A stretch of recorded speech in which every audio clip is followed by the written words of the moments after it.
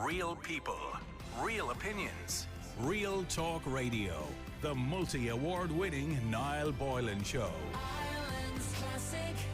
Let's talk about wills. It's extremely important. And of course, my culture producer reminded me about the field.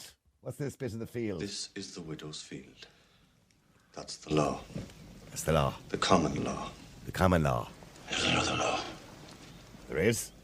Stronger than the common law. What's that? The law of the land.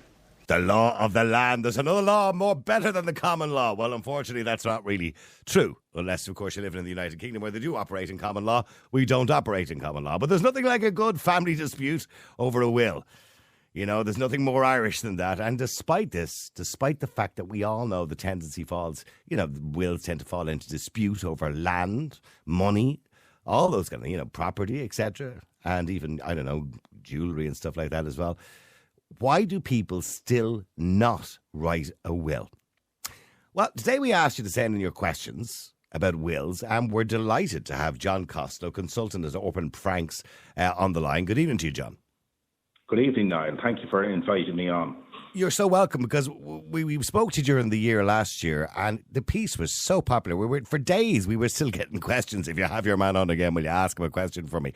And it's something that we don't think about. I only spoke to somebody today who's quite young. I don't know exactly how old she is, but I'd say she's probably in her 30s or early 30s. And I said, have you written a will? We were kind of just chatting about things. I said, have you written a will? And she said, no. And I said, well, you have a child, so you should write a will. People just forget to write them, don't they? Well, that probably is the most common situation when a will should be made, is when parents have a young child or children. There was a case about 40 years ago, I'm old enough to remember it, when there was a gas explosion in a block of apartments in Sandymount, and the two parents were killed. They worked in RTE, and they'd one young child that survived them. They'd no wills. And both sets of grandparents went into the district court fighting over the guardianship of the young grandchild because there was no will made. So if the parents had made wills appointing guardians, that would have all been avoided. That, by the way, is there any law whatsoever in relation to, your godparents when you get christened? Wasn't there an old adage that they were the ones who would be guardians of you if, both your parents died? Well, that's a religious concept. There's no legal basis for that. Right, okay. But the judge might listen to it. It's like, I suppose we don't have, in marriage in this country, we don't have prenuptial agreements because they're not legal in Ireland. But a judge can read it to give them an idea of how you might have been thinking at the time. So I suppose from that it depends on the facts of each case. It should be hard to persuade a judge that godparents have legal rights. It would depend on the circumstances. But generally, people make wills when they have young children, when the children are in their 20s, and then maybe when they have grandchildren. So generally, I find that people make wills at different stages in their lives. Yeah, when life changes, I suppose, when you get married or divorced or married again or whenever it happens to be. Now, here's the thing.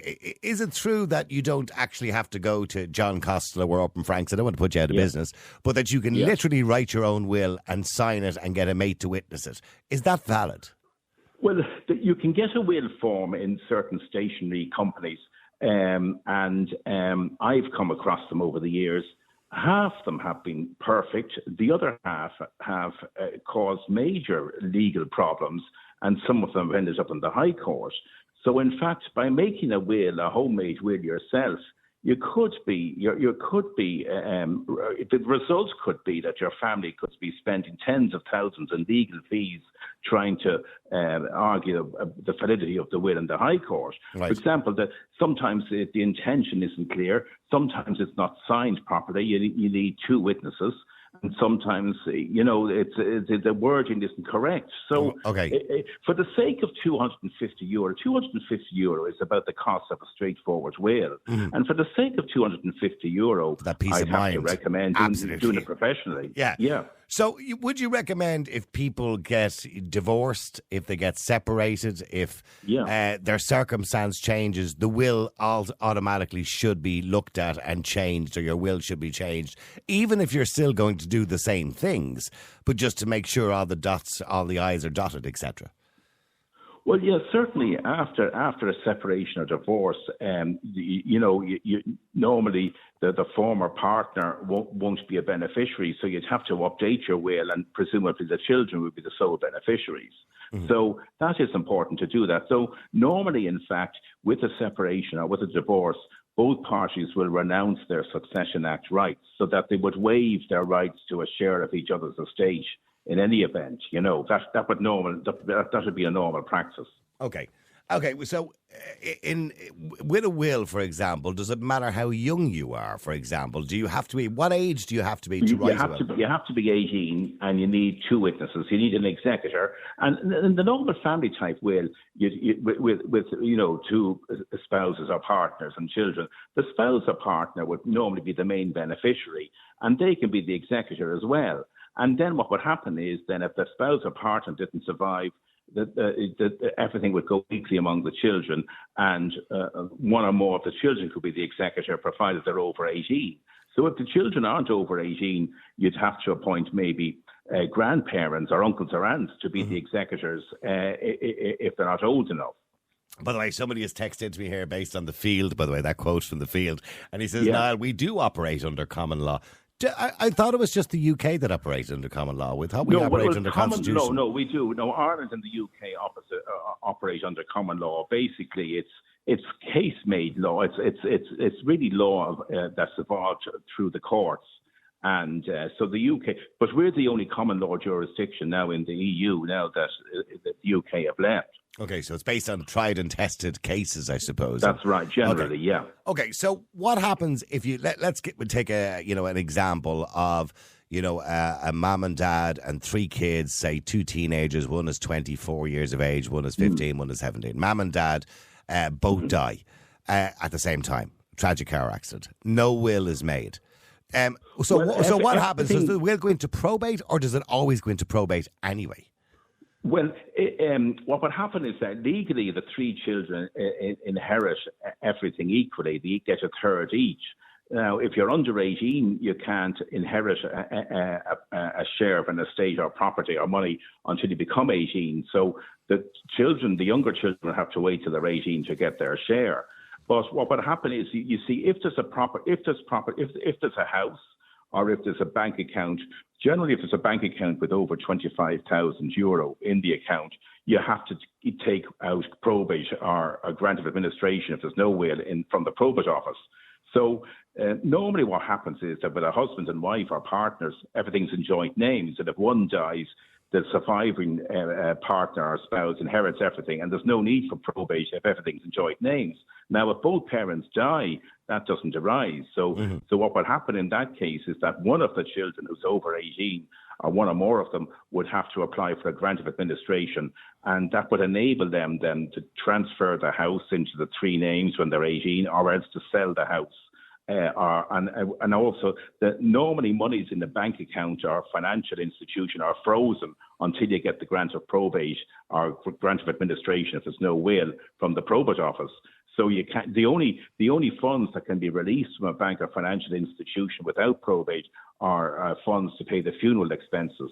So everything else is frozen until probate or grant for administration issues, and that normally takes up to 6 months at a minimum. Yeah, it could take more, because I remember my own father died going back about 7 years ago there, and it was nearly a year I think it took for it eventually. Yeah, well, there's a lot of delays now in the system at the moment, but it's. And then there was a question, because he had left a house to myself and my sister. Now, it wasn't a very valuable house, but it was a house nonetheless. There was a question over whether there was going to be capital gains tax on the value of the house going up in that period of a year during probate. Oh God. No, well, that's a good point, because in fact, it's a good reason. Sometimes what I do actually recommend that if the family home has been sold, I recommend that you sell the family home before you take out probate. You can sell the family home before probate, and then you put in the sale price as the date of death value, and then you avoid capital gains tax by doing that. Oh, right. Now, okay. it only arises if you're selling pretty quickly after the date of death. Yeah. Okay, there's loads of questions in here. A lot of them are kind of very similar, right? But there's one that says, I have a property in Spain. Is that covered in my will? Well, generally your will in Ireland would cover your worldwide assets, and most people just have Irish assets in Ireland and no other assets. But a lot of people, as you know, have holiday homes on the continent. And I always recommend that if you have a holiday home on the continent, Spain or Portugal or whatever, that you make a will in that jurisdiction dealing with your property in that country. Because they have different succession laws in the Mediterranean countries. And also it can be complicated if you only have an Irish will, you have to take out probate in Ireland, and then you have to get a translation of the Irish will, and the translation then has to be sent with an official copy of the Irish will to the Mediterranean country. And it delays the whole process. So it's much easier if you have pay an extra 200 quid in Spain and get another will done over there. I suppose. And so your Spanish property would just cover your Spanish will just covers the Spanish property, and your Irish will just covers your Irish property.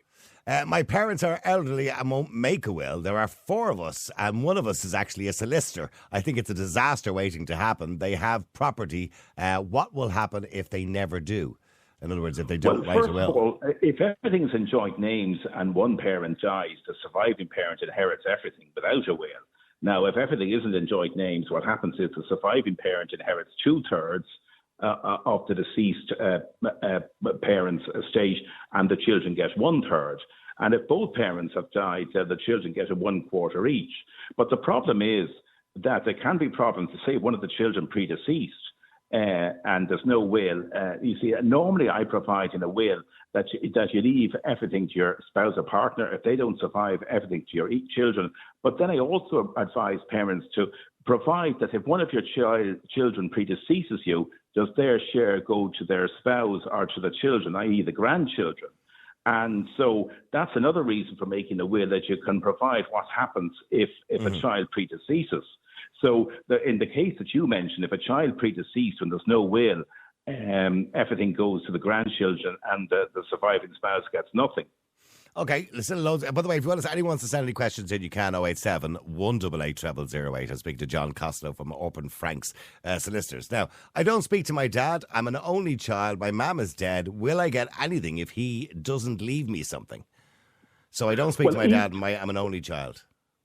Well, yeah, the answer is yes. Every child has a legal right to challenge a will, not if the inheritance goes to a surviving parent, but if both parents have died, a child can challenge the will if they have to prove A, that they have a financial need, and B, that their parent has failed in their moral duty to make proper financial provision during their raising. And let's just say, for argument's sake, this father who's not speaking to him and his mum is dead leaves and writes in as well, I'm going to leave it all to my girlfriend. Yeah. Well, first of all, the child has a legal claim because you can't disinherit a child like that. Now, but the problem is the child isn't automatically entitled to a specific share. The child has to. Now, when we say child, are you talking about somebody that's over 18? Yeah, okay. Obviously, you could be a child of 60. You know. Oh, right, okay. Yeah. So you go into court, but you have to prove that you have a financial need and that the parent has failed in the moral duty, which obviously you have in that situation. Okay. But the problem is you can't, as a lawyer, you can't guarantee what percentage you're going to get. The Succession Act doesn't say what percentage you get. It's up to the court to decide. And so quite often those cases go to mediation, you know, that there's a dispute between the beneficiaries and the executors as to how much the beneficiary should get or the child, the disinherited child. And the court will normally recommend mediation because at the end of the day, it saves a substantial amount in legal fees. So you normally settle the case. Okay, I'm divorced and married again. I have no contact with my former family. Will my wife and kids who are in my will automatically get everything, or can my old family come looking for it?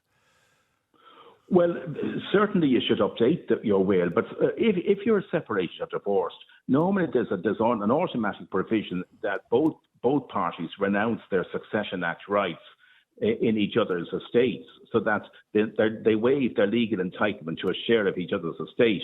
So if there is a separation agreement or a divorce, that would have been done automatically. So the former spouse will have no legal rights to a share of your estate. Now, your children will always have rights to challenge your will, so you can't disinherit one of your natural children. Mm-hmm. Okay, I am 43 years of age. I have 2 kids. My husband and I are self-employed. What is the best thing I can do now to protect my money for my kids if the worst happens? Well, I suppose right. Well, I mean, I mean, a lot of that's a common family situation. So, I mean, I'd recommend that both parents make wills. They leave everything to each other if they survive. If they don't survive, they leave everything equally among their children. I don't know what their assets are. Of course, if their assets are substantial, you may have to get inheritance tax advice. Because you might want to reduce the inheritance tax. There can be, for example, there is one of the main reliefs for inheritance tax is the family home. If you're living in the family home and you inherit the family home from one of your parents, and you have no interest in any other property, you can get the family home tax free. So that's a huge relief. So normally that's where that happens is if elderly parents are living at home and there's one child looking after the elderly parents, the parents might leave the house to that child and they can get it tax free if they've been living there a number of years before the parents die. Now, if there's a large family, I always recommend that everyone gets something, but there is a tax benefit. There is a family home relief in the tax legislation. My mum is elderly and the government are offering to pay her property tax on the house. She thinks it's a trick and that they will own some of the property when she passes. Is this just a good deal? Well, I think they're probably just putting a judgment on the property, I imagine, is it? Well, I don't understand that question. I've never come across that situation before. It doesn't make sense to me. Unless they're putting a judgment on the property for property tax that she owes, which means I'm assuming when they sell the house, it has to be paid. Oh yeah, it's a revenue debt. So maybe they're putting a charge on the property, but it's like any revenue debt. They'd have to get a judgment in the High Court or in some court against you, and once you get a judgment, then it can be registered as a judgment mortgage against the property. And I'm sure maybe that's what's happened. Somebody says, can you please explain inheritance tax? The bit about inheritance tax. Is Ireland particularly bad for it? So we keep changing it. Obviously, every budget, it changes the amount of inheritance you can get. It hasn't changed in the last number of years. And, compared to other jurisdictions, we're not too bad. For example, there's no tax between spouses or partners. So you can win the lotto and give it tax-free to your spouse or partner, a tax, under your will. So that's very generous. Each child can get €335,000 tax-free. So if, for example, you have 3 children and you have a house worth €1 million, if you're that lucky, you can leave it tax-free to your 3 children because they'll each have 335,000 tax-free threshold. Now, the tax-free threshold, that's in a lifetime, isn't it? It's in a lifetime. Yeah, okay. That's right. Okay, yeah. So if they got another inheritance from Granny down the road or somebody else down the road, they may be taxed on that. Well, it won't reduce the inheritance from a parent because there's different thresholds for different relationships. So in that case, there's only lifetime gifts from parents that reduce your threshold from a parent. So, but you can give 3,000. There's a small gift allowance of 3,000. You could give everyone in your family €3,000 each year without any tax consequences. So wealthy families give all their grandchildren €3,000 each year, and there's no tax consequences at all. Okay, Aaron in Galway wants to know, he's 37, he wants to write a will, but I'm wondering if any solicitor can assist you to write one, or do you have to go to specific types of firms? Argue quite a lot. Sorry, John, we lost you there for a second. I had no idea what happened. So, John, yes. So, one of the very common questions that's coming in is the argument.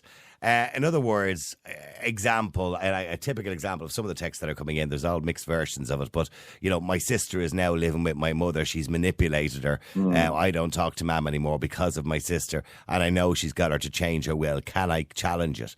So, can they challenge? So, let's say the mother's living on her own, and the sister or the brother is living with them, and they've kind of manipulated them because they're quite elderly, which is, is quite common, I imagine, and got her to change the will and write somebody else out or write another sister or brother out of the will. Can they do that and get away with it? Well, yes, I mean, there's been many cases have gone to the High Court where there's been undue influence over an elderly relation and their will. You'd have to prove that there's some sort of elder abuse going on. And I understand that the HSE have elder abuse officials, And it's not just abuse in relation to a will, but there could be abuse in relation to finances or psychological abuse or just generally bullying. And the HSE can investigate, the officials that can investigate these family situations. So this may be a situation if there is bullying as well as undue influence and maybe financial coercive abuse, control and all that kind of stuff. Yeah. It could be a case where these elder abuse officials could investigate the situation. Now, it also may be possible to go maybe to the family doctor, the GP. Or maybe there could be a public health nurse that could call, or and just make discreet inquiries. It's a very delicate and sensitive situation. But if, for example, the will was changed, and everything goes to one child, the other children still have legal rights to challenge that will. At least, even if the will is changed, it's not the end of the road completely. Because there can still be a legal challenge by the other children. I'm assuming wills basically cause a lot of families to break up and stop talking to each other. And I know. In fairness, in most situations, from my experience, it's everything. It works out very well. It's a minority of cases, and the trouble is, we read horrific cases in the media, and we think every family is like that. But in most cases are fine. But the problem is that you see people are struggling financially to buy a house, as you were talking about there. And so, people are more conscious now of their inheritance. A lot of people need their inheritance to buy a house. So people are more sensitive about their legal rights, So, but I would think, let's put it this way. When I have had disputes amongst families, and I've gone to mediation, so I can't mention mediation too often, because it's a wonderful way of solving a dispute without spending tens of thousands of litigation fees on lawyers. So all I would say is that there can be quite a lot of family disputes or arguments, but if the worst comes to the worst, most of the cases are settled in mediation, so you don't end up in the High Court. So that's the good news. Okay, another one here. A friend died in America. She had a property there and in Clare. She left no will other than to leave everything to her charity in New York City. No one works there now. I think the American lawyers are having a field day. Is there anything that can be done to stop them eating up her fortune? She has cousins here, and that is it. Well, I maybe would instruct maybe another firm of American lawyers to investigate this, because they need to get an official copy of the will from the relevant probate office. If this charity isn't in existence, they'd have to, the other lawyers would have to make sure that the estate is being administered properly. Because certainly in Ireland, if a charity is no longer in existence, that the law says that the inheritance goes to the charity, to a similar charity. But sometimes they might need court directions regarding, what is the best charity to benefit. Can you genuinely, let's say you're worth a few million, and let's say you have a few children, maybe your wife is dead, right? And you have a few children, but you don't particularly want to leave them anything. Can you leave it all to the dogs and cats home? You often hear people, I'm leaving my money to the dogs and cats home. Was it Bill Gates famously said he's not going to leave a penny for his children? Well, no, I mean, in theory you can, but I mean, the problem is that it creates more problems by doing that, because the children then challenge the will in the courts, and, it doesn't achieve anything. But I did have a case where a father, he was worried about leaving a substantial inheritance to his son because his son was totally irresponsible. It didn't believe in doing a day's work, and so we had a trust. We created a trust for his lifetime. The father put the money into a trust, had two friends or relations that would hold the money on trust for the son to preserve it, so that it wouldn't be it would be spent wisely for his benefit. So sometimes you can have a trust if you don't, because children, as anyone can have addiction problems, gambling problems. And so a trust can be a very useful mechanism whereby the children can benefit from the trust fund, but it's controlled so that they can't misspend it, In regards to, I suppose, the idea of, going to court and disputing a will, and I'm sure you've taken or you've helped with many a case in relation to that, are those cases hit and miss? Because you said, for example, that the child would have to prove that they haven't been provided for. So if a child has been provided for, let's say they're married, they have 2 children, they have their own house. Not properly provided for. Well, let's say the child is married with 2 children, has their own good job, and everything else, and is moving on with their own life. Well, then surely, by the very nature of the fact that maybe the father wants to leave the money to the girlfriend or the dog or whatever, I don't know. But surely if the child has been provided for, they don't have a legal challenge, or do they still have No, they would have to have a financial need. And the court looks at the position of all the children. So that if you're the wealthiest child in the family, you're probably not going to succeed to a challenge. So it depends. The court has to look at the family circumstances of all the children. At the date of death, the relevant test is what were the circumstances of all the children when their parent died. So each case is different, but certainly the wealthier you are, the less likely you are to benefit substantially from a court challenge. My producer just said as well, with regards to what you said about this generation being worried about buying property, there was an article in the Mail in February that said half of Britons have gone online to check what their parents' property is worth, 2 in 5 people relying on their inheritance to help them buy a home, and the average amount they expect to receive is 195,000. So in other words, they expect to receive 195,000, and they're obviously very keen to find out. We're almost wishing our parents away, which is terrible. I mean, it is shocking. But look, if people want to pop into you at any stage, Orpen Franks, you can go in there and you can sign up your will, and you should do it. I know it's a very morbid thing, John, and people don't like thinking about it, but it's really important, isn't it? I mean, well, actually, you owe a duty. If you're a parent, you have a duty to make a will to benefit your family in the best way feasible. Of course. I would nearly say it's a legal duty of every parent to do it. Yeah. And do you end up arguing with people in the office by saying, well, you can't do that now, only you have to leave them something, or you have to... Well, I mean, let's put it this way. I mean, we're not supposed, as solicitors, we're not supposed to be making the will for the client, But I mean, you give them advice. Well, what we might do is point of advantages and disadvantages of certain arrangements, if you know what I mean. Yes, we'd have to point out pitfalls if there were pitfalls in a certain position, But there's a question just come in there. Is now, what happens if the parents are in social housing and the parents die? Nothing, David. The state own the social housing. You don't, so you're not getting it. If that's what you're right. thinking. But listen, thank you very much indeed, John Costello from Orpen Franks, and I appreciate you coming on the air tonight and answering all those questions. And if anybody, you're welcome. If anybody wants more information, you can go to orpenfranks.ie. Real people, real opinions, real talk radio. The multi-award winning Niall Boylan Show.